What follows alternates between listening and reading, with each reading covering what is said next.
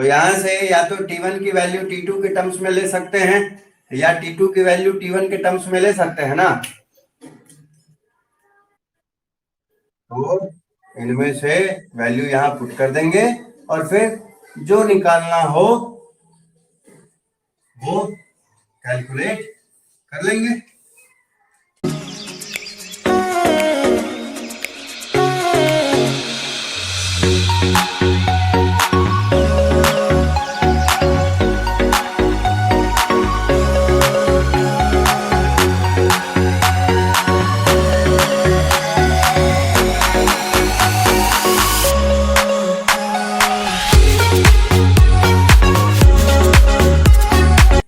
चलो अब दूसरे वाले में देखो, इसी का कंडीशन बदल दिया, थीटा यहां ले लिया वर्टिकल के साथ, तो यहाँ पे कंपोनेंट कौन सा हो जाएगा,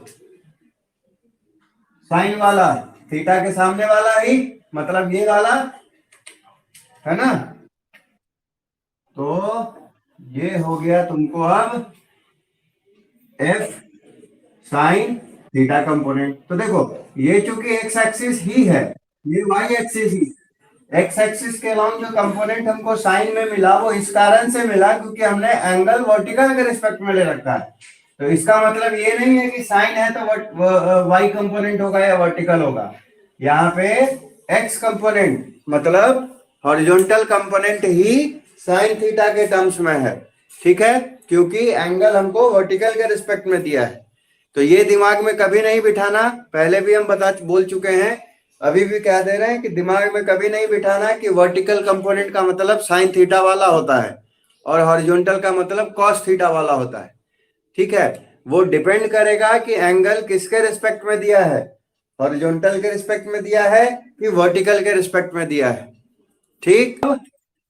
10th में साइन कन्वेंशन यूज किया होगा ऑप्टिक्स में, याद है कुछ वैसा, उसी तरह से साइन कन्वेंशन हम यहां भी कंसीडर करेंगे। क्यों? क्योंकि फोर्स वेक्टर क्वांटिटी होता है और वेक्टर क्वांटिटी में डायरेक्शन भी होता है। तो we have to specify directions of the components of vectors also, कि वो पॉजिटिव डायरेक्शंस में है या नेगेटिव डायरेक्शन में है, ठीक है। इस चीज को बताने के लिए हम प्लस या माइनस साइन का इस्तेमाल करेंगे, ठीक है। तो कोऑर्डिनेट ज्योमेट्री तो सबको पता ही है। तो देखो ये वाला कंपोनेंट किधर है, पॉजिटिव एक्स डायरेक्शन में है, तो ये हो जाएगा प्लस में। ये किधर है, पॉजिटिव वाई डायरेक्शन में है, तो ये कंपोनेंट हो जाएगा प्लस में। यहां भी साइन और कॉस दोनों पॉजिटिव एक्स डायरेक्शन में है, इसलिए इनकी वैल्यू कैसी लेंगे, प्लस में लेंगे। यहां देखो एफ एक्स तो कॉस पॉजिटिव में है इसलिए प्लस हो गया, लेकिन एफ वाई कंपोनेंट किधर है, नीचे की तरफ है, तो इसीलिए यहां कौन सा साइन लेंगे, माइनस का लेंगे, ठीक। इसमें कोई दिक्कत? चलो इस लास्ट वाला देखो, दोनों के दोनों माइनस एक्सिस में है, ये माइनस एक्स में है और ये माइनस वाई में है, इसलिए यहां दोनों कंपोनेंट्स कैसा कंसीडर होगा, नेगेटिव कंसीडर होगा, ठीक। फर्स्ट लॉ जो है वो लॉ ऑफ इनर्शिया भी कहलाता है, ठीक है। तो शॉर्ट एंड स्वीट इसका है स्टेटमेंट कि एक्सेलरेशन जो पैदा होगा किसी भी ऑब्जेक्ट में, एक्सेलरेशन को ए से इंडिकेट किया और चूंकि वेक्टर होता है इसीलिए एरो लगा दिया, ठीक। तो जो किसी भी ऑब्जेक्ट में एक्सेलरेशन पैदा होगा वो जीरो होगा, कब, इफ एंड ओनली इफ को इस तरह से लिखते हैं, आई डबल एफ,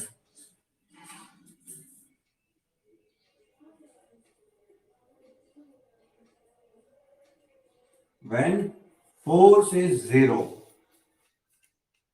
मतलब जब तक किसी बॉडी पे लगने वाला टोटल फोर्स जीरो रहेगा तब तक उस बॉडी में कोई एक्सेलरेशन पैदा नहीं होगा, ठीक।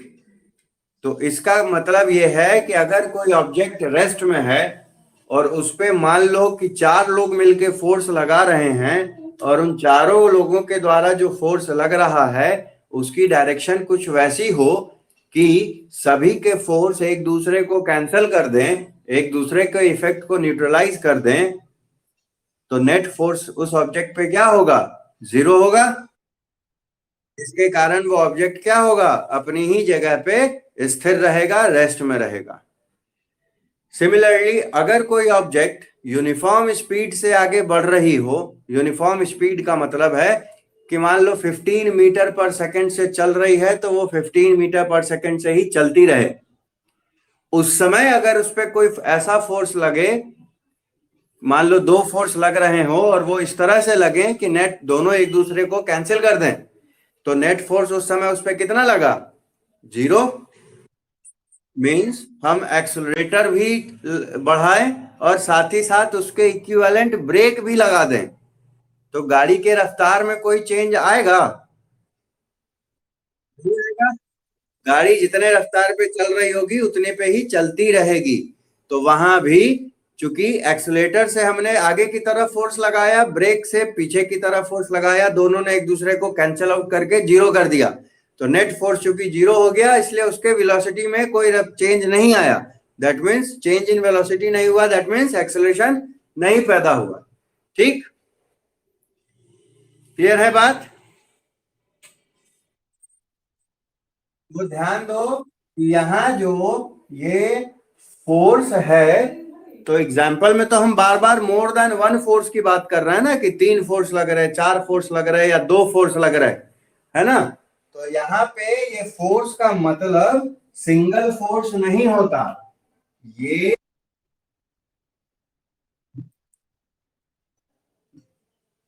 ये नेट फोर्स होता है, या इसी को हम रिजल्टेंट फोर्स कहते हैं।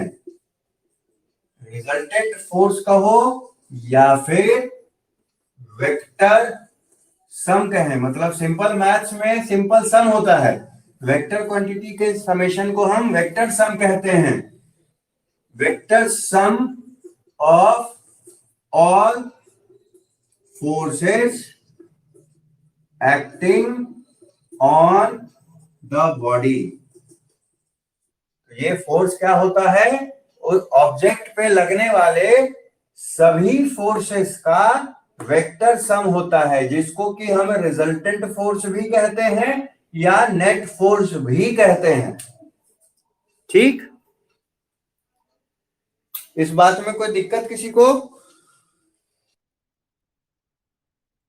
चलो,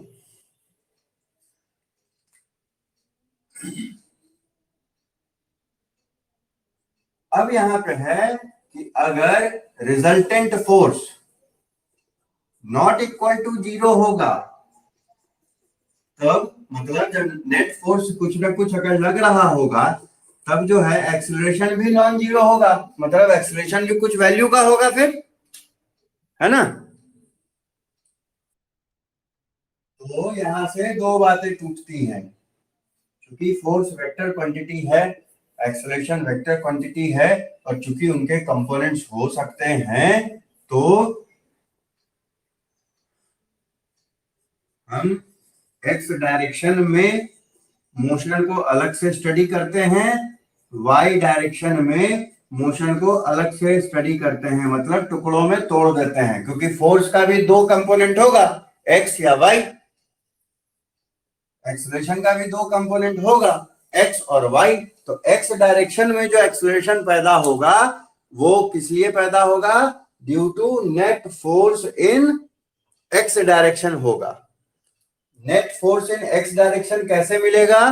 तो एक्स कंपोनेंट जितने भी होंगे सभी फोर्सेस के, मतलब जितने भी फोर्सेस हैं उनके जो एक्स कंपोनेंट्स होंगे उनके सम के बराबर होगा एक्स डायरेक्शन में नेट फोर्स, और जितने भी फोर्सेस हैं उनका जो वाई कंपोनेंट्स होंगे उनका जो सम होगा वो क्या होगा? Net force in Y direction होगा। ठीक, क्लियर है ये बात? चलो,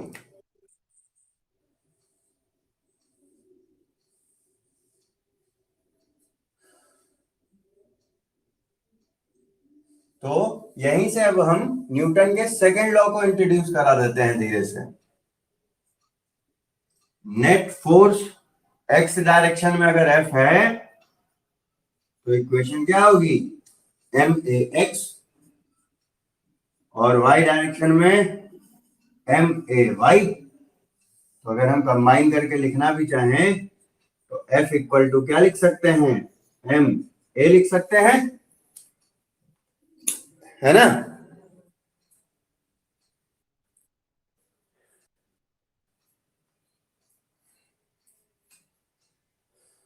तो इसमें कोई दिक्कत किसी को,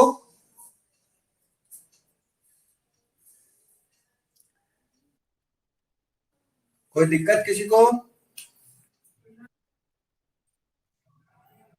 मेधा तुम्हारा ईयरफोन चेक करो, नॉइज आता है उससे बहुत।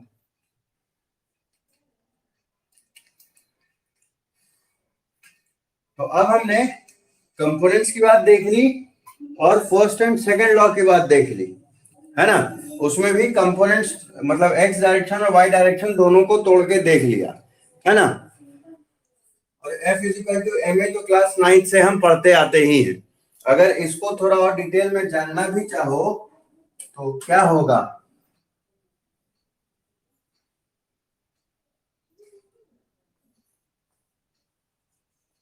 Keeping mass fix.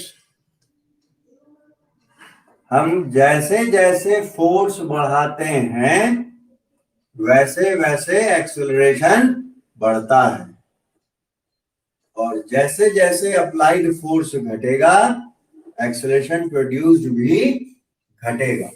इसीलिए हम कहते हैं कि अप्लाइड फोर्स और एक्सेलरेशन एक दूसरे के क्या होते हैं, होते हैं। और चूंकि मास को फिक्स मान लिया था इसलिए उस सिचुएशन में मास ही एज ए प्रोपोर्शनलिटी कांस्टेंट आ जाता है। ठीक बात, इसमें कोई दिक्कत किसी को? चलो, अब चूंकि एक्सेलरेशन क्या होता है, v minus U by T होता है, तो F is equal to M A में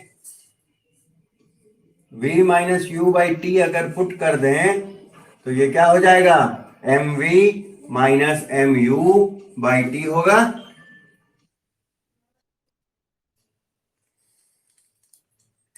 v होता है क्या चीज, फाइनल वेलोसिटी कहलाता है। u होता है क्या चीज, इनिशियल वेलोसिटी कहलाता है, यही ना होता है। तो एक टर्म होता है मोमेंटम, जिसको कि p से इंडिकेट करते हैं, ये भी वेक्टर क्वांटिटी होता है, ये होता है मास इनटू वेलोसिटी। ठीक,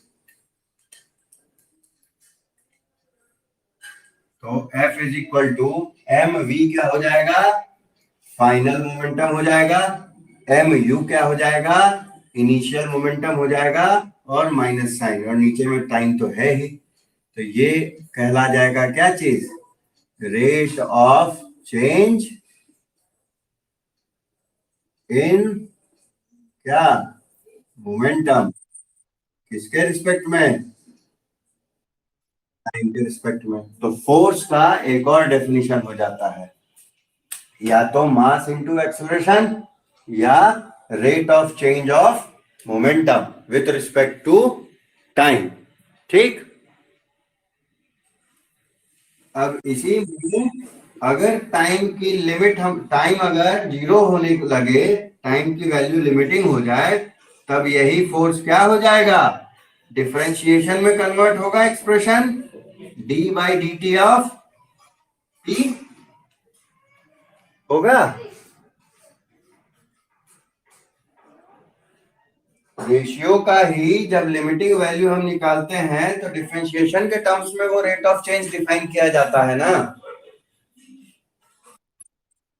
डिफरेंशिएशन के समय पढ़ाए हैं ये बात। ये स्टेप क्लियर है सबको?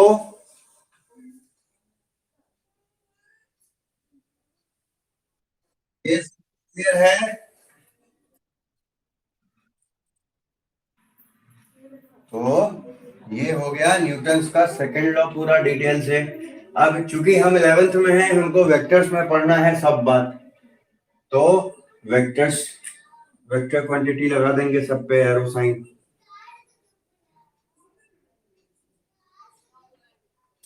यहाँ पे भी, यहाँ चलो ये इसको तो रहने दो। एक्सेलरेशन क्या हो जाएगा, वी यू,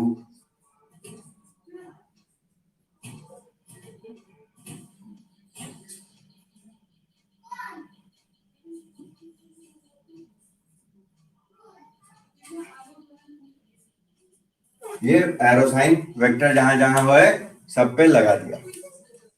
अब देखो, मान लिया ये हॉरिजॉन्टल लाइन हो गई जिसके रिस्पेक्ट में T1 है अल्फा एंगल पे, T2 है बीटा एंगल पे, और नेट एक्सेलरेशन जो पैदा हो रहा है बॉक्स में वो कितना हो रहा है, 0। नेट एक्सेलरेशन बॉक्स में कितना है, 0 है। तो 0 होने का मतलब नेट फोर्स कितना होना चाहिए, 0। अब फोर्स चूंकि वेक्टर क्वांटिटी है इसलिए हमको डायरेक्शंस चेक करने की भी जरूरत होगी। तो हम सबसे पहले क्या करते हैं, फ्री बॉडी डायग्राम पहले ड्रॉ करते हैं। तो इस फिगर में पहले तो हमने अंदाजा लगा लिया है कि कौन कौन से फोर्सेस हैं और किधर किधर लग रहे होंगे, है ना। इन तीन फोर्स के अलावा तो और कोई फोर्स है नहीं। तो अब हम क्या करते हैं, इस ब्लॉक को सिस्टम मान लेते हैं और उसको पॉइंट से इंडिकेट करते हैं, ठीक। तो चाहे कार हो, बिल्डिंग हो, आदमी हो, बक्सा हो, जिसको भी हम सिस्टम कंसीडर करेंगे उसको कैसा बताएंगे, एक डॉट से रिप्रेजेंट करेंगे, ठीक है। और फोर्स की डायरेक्शन हम यहाँ पे इंडिकेट कर लेंगे। तो देखो, वेट हो गया नीचे की तरफ, टेंशन हो गया एक इस तरफ हॉरिजॉन्टल के साथ अल्फा एंगल पे, दूसरा टेंशन हो गया इस तरफ हॉरिजॉन्टल के साथ बीटा एंगल पे। तो ये जो फिगर बना हमारा, इसी को हम क्या कहते हैं, फ्री बॉडी डायग्राम कहते हैं, जो किसी भी ऑब्जेक्ट पे लगने वाले फोर्सेस को रिप्रेजेंट करता है, ठीक। इसमें कोई दिक्कत किसी को, चलो इसी फिगर में देखो तो जरा कंपोनेंट्स तोड़ के, T1 cos अल्फा इस तरफ होगा, T1 sin अल्फा इस तरफ होगा, T2 cos बीटा इस तरफ, और T2 sin बीटा ऊपर की तरफ होगा, ऐसा कुछ। वेट का कोई भी हॉरिजॉन्टल कंपोनेंट नहीं निकलेगा क्योंकि हॉरिजॉन्टल के साथ ये है 90 डिग्री पे, है ना। तो cos 90 जो होगा वेट का वो कितना हो जाएगा, 0। तो इसलिए वेट का कोई भी कंपोनेंट हॉरिजॉन्टल के अलोंग नहीं निकलेगा, सिर्फ वर्टिकल कंपोनेंट होगा जो बराबर होगा mg sin थीटा के, मतलब mg sin 90 के। sin 90 होता है 1, इसलिए सिर्फ कितना बचेगा, mg ही बचा रह जाएगा, ठीक है। ये क्लियर है बात, क्लियर है सबको कि वेट कोई कंपोनेंट क्यों नहीं हुआ हॉरिजॉन्टल।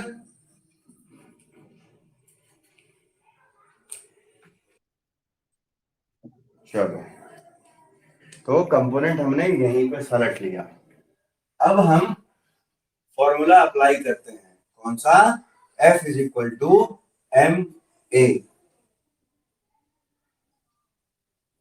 तो एक्स डायरेक्शन में एफ एक्स की बात होगी, तो एक्सेलरेशन भी एक्स डायरेक्शन का, वाई डायरेक्शन एम वाई। कुछ इस तरह से लिख सकते हैं।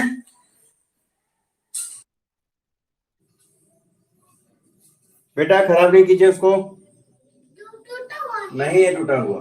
अब देखो यहाँ एफ एक्स का क्या मतलब था, एफ एक्स का मतलब होगा एक्स डायरेक्शन में लगने वाले सभी फोर्सेस का सम, वेक्टर सम, यही ना होगा। तो पहले तो सभी फोर्सेस लिख लो, कौन से हैं, T1 है, T2 है और वेट है ना। तो इन तीन फोर्सेस के कौन से कंपोनेंट कंसीडर करने हैं, एक्स वाले, और टोटल फोर्स लेना है, इसीलिए हम इनको जोड़ेंगे, यही ना करेंगे।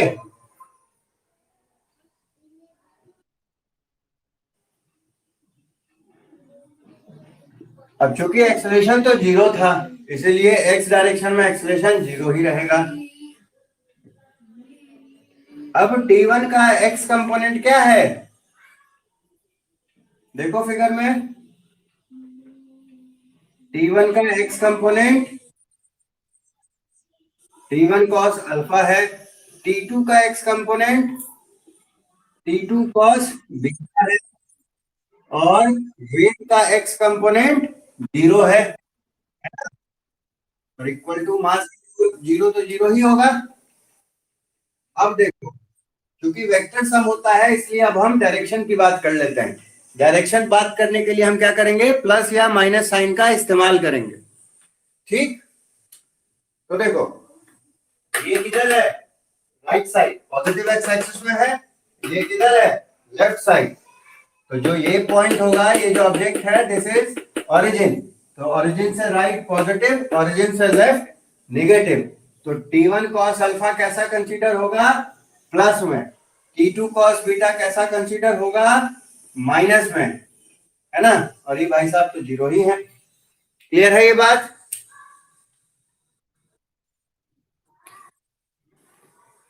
चलो, T1 cos alpha minus T2 cos beta equals to zero. ये एक इक्वेशन आ गया हमको, इसमें किसी को कोई दिक्कत,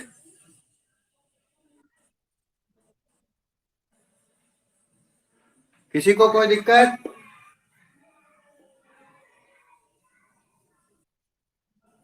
आदित्य बोला करो यार, अब एक एक से पूछते चलें, 11th में आ गए हो, थोड़ा तो सीनियरिटी दिखाओ, सिंसियरिटी में। चलो अब यहां आते हैं, पहले तो सिमिलरली फोर्स लिख लेते हैं कि कौन कौन है।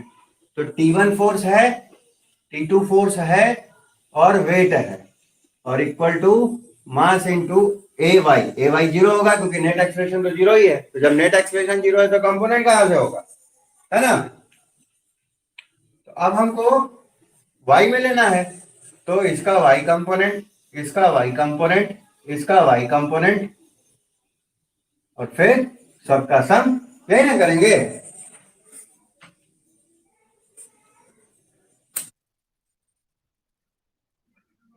चलो, तो T1 y कंपोनेंट T1 का क्या है, T1 साइन अल्फा है, T2 साइन बीटा है, और वेट है नीचे की तरफ mg, और इक्वल टू जीरो हो जाएगा ये, मास इंटू जीरो जीरो, है ना। इसमें कोई दिक्कत, चलो अब क्या करना है, डायरेक्शन असाइन करना है, क्योंकि वेक्टर सम की बात होती है ना। तो देखो साइन अल्फा और साइन बीटा दोनों कंपोनेंट तो पॉजिटिव वाई डायरेक्शन में है ना, तो प्लस ले लेंगे दोनों को, और फिर जोड़ेंगे। लेकिन वेट देखो किधर है, निगेटिव वाई एक्सिस में है, तो वेट को क्या लेंगे, माइनस। इसमें कोई दिक्कत किसी को, साक्षी, श्रुति, गुनगुन, तो ब्रैकेट हटा लो। तो T1 sine alpha, T2 sign beta minus mg हो जाएगा, होगा। एक और काम कर सकते हैं कि T1 T2 और mg को इधर भेज दें तो mg हो गया ये सेकंड इक्वेशन है ना। अब बहुत से बहुत यहां तक हमारा मेन काम फिजिक्स का खत्म हो जाता है, बचता है मैथ्स। तो यहां से या तो T1 की वैल्यू T2 के टर्म्स में ले सकते हैं या T2 की वैल्यू T1 के टर्म्स में ले सकते हैं ना। तो इनमें से वैल्यू यहां पुट कर देंगे और फिर जो निकालना हो वो कैलकुलेट कर लेंगे।